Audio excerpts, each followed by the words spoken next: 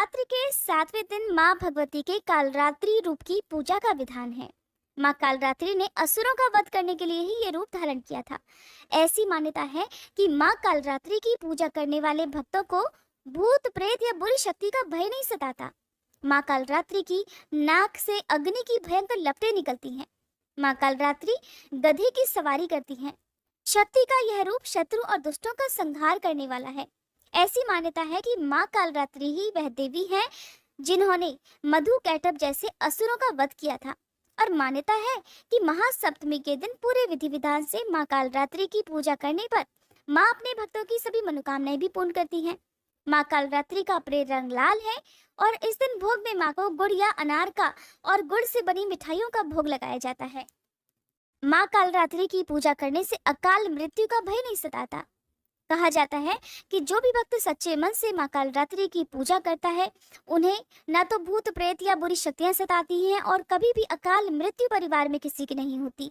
साथ ही आज के दिन गुड़ से बनी हुई मिठाइयों में आप गुड़ से बने हुए मालपुए का भोग भी माँ कालरात्रि को अर्पित कर सकते हैं। उसे प्रसाद रूप में परिवार के सभी सदस्यों में बांट भी सकते हैं, मंदिर में भी दान में देकर आ सकते हैं।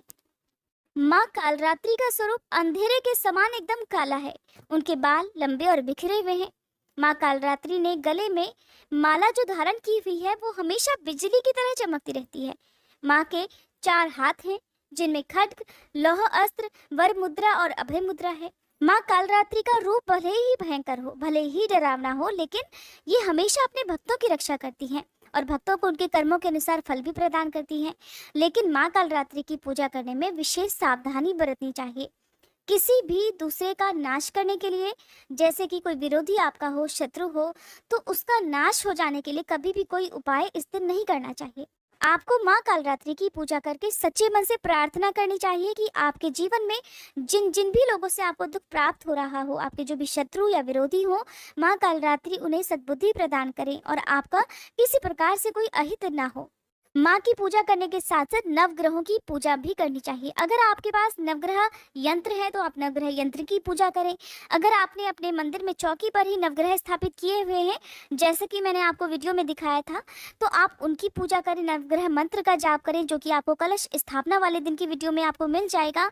नवग्रहों की पूजा करने के साथ ही जिन लोगों का मन बहुत ज़्यादा कोमल हो, बहुत जल्दी डर लग जाता हो, छोटी छोटी बातों से बहुत जल्दी परेशान हो जाते हो, अनजाना जो एक डर है मन में हमेशा व्याप्त रहता हो, हमेशा डरते रहते हो, या अपने परिवार के सेहत को लेकर बहुत ज़्यादा चिंतित रहते हो, कई बार मन में बहुत सारे विचार ऐसे आने लगते हैं कि मन हमेशा डरा रहता हो, तो ऐसे भक्तों को माँ कालरात्रि की पूजा करने के बाद सुबह के समय काला धागा अपने दाहिने हाथ में बांधना चाहिए।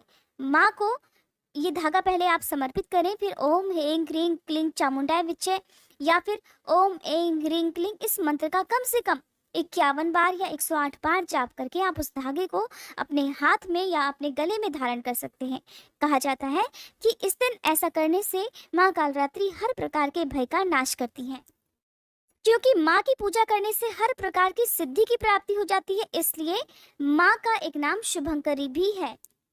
अगर आपकी कोई विशेष मनोकामना हो तो आज के दिन माँ कालरात्रि को नींबुओं की माला अर्पित करनी चाहिए। यदि आप नींबू की माला अर्पित ना कर पाएं तो केवल आप नींबू भी माँ को अर्पित कर सकते हैं और अगले दिन उनका विसर्जन आप जल में कर सकते हैं। नींबू की माला अगर आप आसपास देवी मंदिर हो तो वहाँ पर भी माँ कालरात्रि को अर्पित करके आ सकते हैं। आज के दिन आसपास देवी मंदिर में घी का या फिर तिल के तेल का दीपक जलाना चाहिए। ऐसा करने से भी माँ कालरात्रि प्रसन्न होती हैं। माँ कालरात्रि की पूजा का मंत्र है ओम देवी कालरात्रे नमः।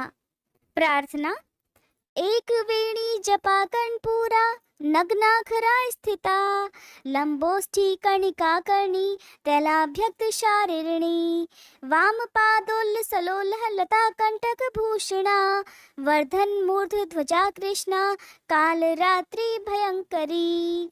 माँ का स्तुति मंत्र, या देवी सर्वभूतेषु माँ कालरात्रि रूपेण संस्थिता नमस्तस्यै नमस्तस्यै नमस्तस्यै नमो नमः।